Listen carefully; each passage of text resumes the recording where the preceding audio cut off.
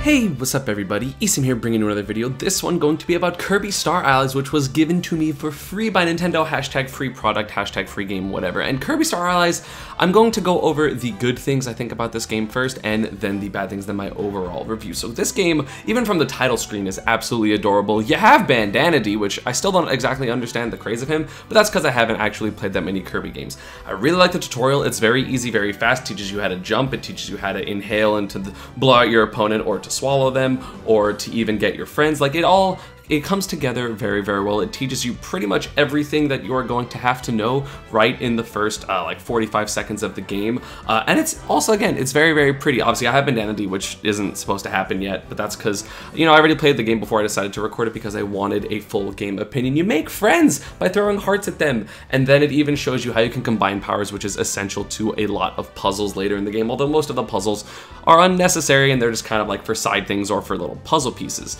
This goal game is fantastic. I love this goal game. This goal game is everything. I don't know, I enjoyed it after every single level, literally. Honestly, I just like the excuses to watch the Kirby characters dance, so I'm gonna let them do that.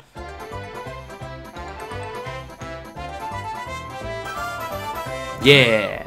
I love the Kirby dances. They're really, really cute.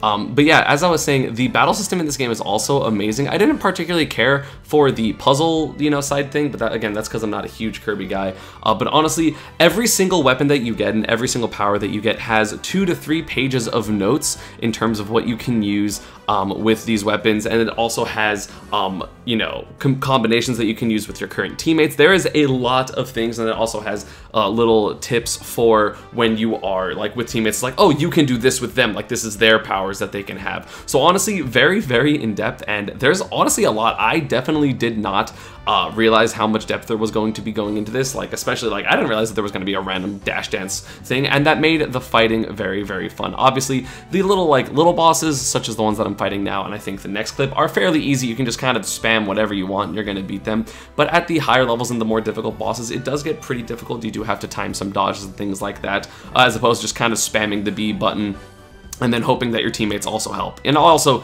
you know, in this clip I have 2 of the legendary people in terms of PANDA and Meta Knight, so that also doesn't help. And then a fun thing, a little thing, spoiler alert by the way, about the Wispy Woods fight is you can actually, if every single one of your teammates has fire, he just kind of auto dies from the second half, which I find absolutely hilarious. Like, to be honest, poor Wispy, man. Poor Wispy. Wispy for Smash Switch, please. We need him. No, we don't need him. That was a joke. But now let's go to the bad things. I felt like a lot of the platforming in this game was kind of really slow unless you got the bird power up. And you know, there was a lot of enemies that you could fight here and there, but for the most part they were kind of unnecessary.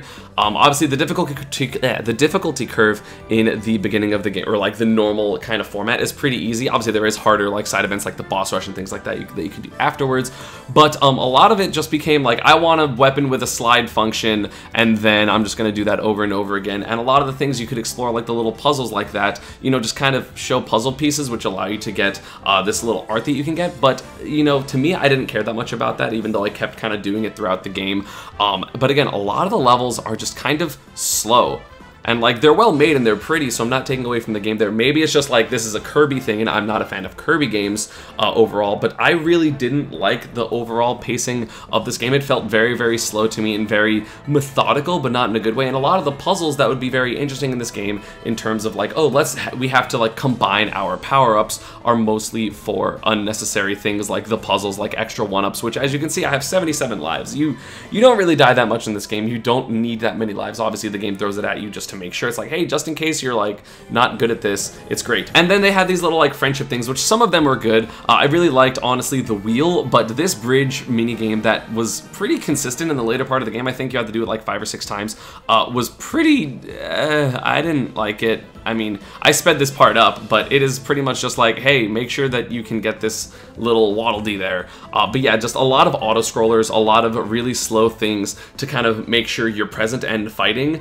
You know, the combinations that you can do with your friends are fairly interesting sometimes, but again, as I mentioned, a lot of the time it's honestly just kind of unnecessary for, you know, it's like, hey, there's puzzle pieces. There are very few that actually make it, make you go. But honestly, another thing that I like is I do like the fact that you can reset your partners and then you can kind of get whichever power you want before like a boss fight. You can add, you know, different elements to, like, again, I like the combinations of things that you can do in this game in general. My thoughts on the game overall, it's hard for me to recommend this game. Like, again, I don't know how different it is from a lot of Kirby games because I'm very, very inexperienced with a lot of Kirby games. The Kirby game that I know the most is Kirby's Dream Course, so I don't know if this is the general pacing of Kirby games. I don't know if this is standard slow, but you know, it's hard for me to recommend this over a lot of other Switch games. You have games like Celeste, which I'm going to be making a video about soon. You have obviously Breath of the Wild, you have Odyssey, you have things like you know, Shovel Knight that are on the eShop. There are plenty of other good games on the eShop. There's so many games and titles, even Splatoon 2,